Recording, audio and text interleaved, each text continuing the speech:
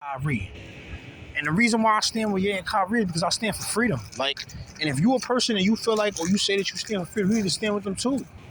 Come on now, like you can't sit there and allow somebody to mute somebody, or you feel me? Especially not in today's day and age.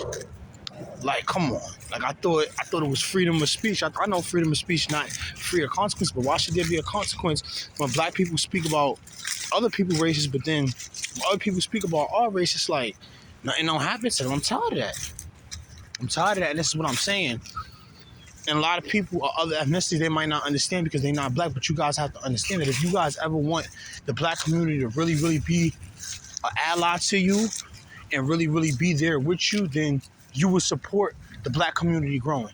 Because then you will understand that, dag, maybe they get the reputation for stealing and being a certain type of way that they are because the way that they feel is repressed in this country. I mean, let's just be honest. You know, the slave trade built this country. And a lot of people that, was a part of the slave trade was all the people was a part of the slave trade was black. And then a lot of the people that owned the slaves was Jewish, they was Irish, they was English. I ain't about to just come 100% at the Jews and say, oh, they was the only one that owned slaves, but they did own slaves. They need to stop acting like they didn't and need to just admit it. Like, just be honest. Like, but you guys have to understand that they scared of real unity. They know that once the black community understands our real worth, they know that once we understand how we really came up and how we really kings, and they tried to make us into pawns, but we really, really kings, then that's when we'll be able to reach this point where we can really integrate with other communities, because other communities support each other a lot. I see it, like whenever another community, like, it's so crazy. Black people created rap and hip hop, right? But whenever another rapper comes out that's either white or Hispanic or whatever, I see their community, they support these guys' music like it's crazy. Like, it's just crazy, crazy, crazy, when it's like, it's almost impossible for all of us to support one another, music, because I don't care. I'm going to just say it because my video is already demonetized and I never cursed before, so I'm going to just say it. I don't care no more. I don't care who see this video. It don't matter to me, but, we call each other, we say we dick riding. That's what all black people say. Every black person, that like another black person. I'm not saying every black person, but like for the majority, especially when you're young.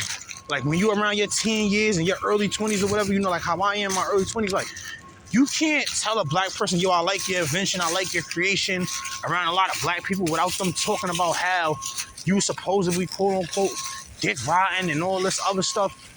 That gotta stop.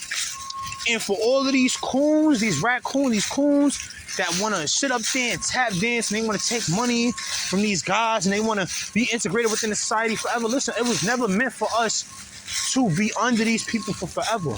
Of course, we had to do it for a while, for a couple hundred years, whatever, because we had to find our true worth. That happens sometimes. But the time is now. Come on, we not going to be, it can't be no another 300-400 years in the future. Black people, we still under everybody and we still not messing with each other. And we still don't got our own communities. Look what happened in Oklahoma. We had our own thing going on in Oklahoma, and then what happened? Mysteriously, they got bombed.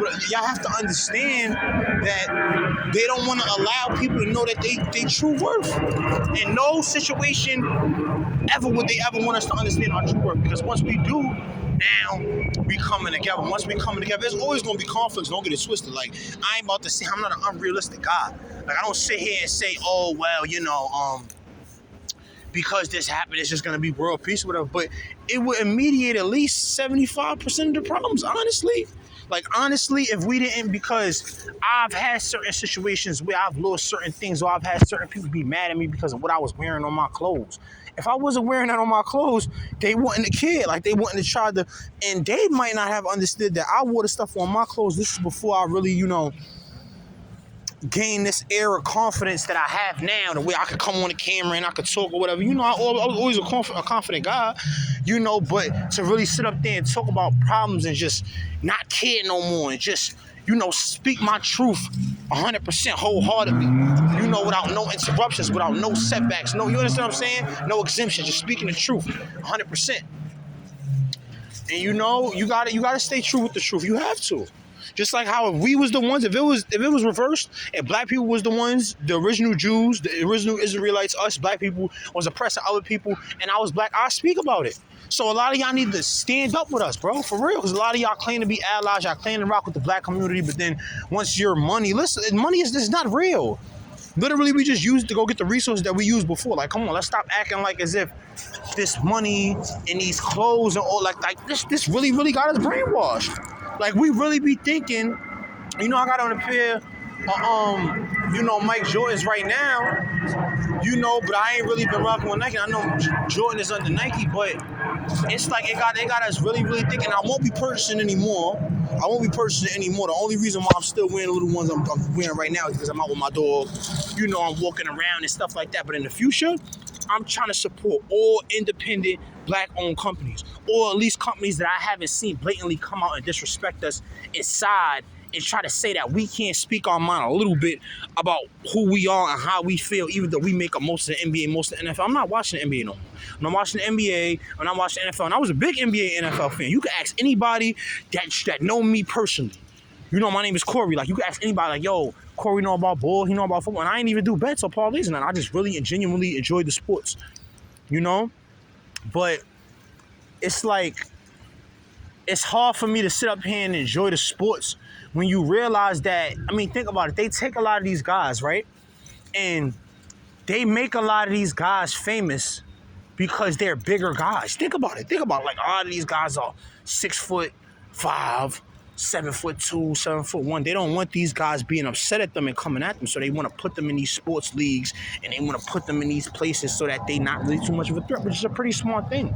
You give these guys hundreds of millions, $200 million. You make them actually feel important. Same thing, disrespectful with a lot of record labels and a lot of record executives. Like, you have certain black people right now that think because they make music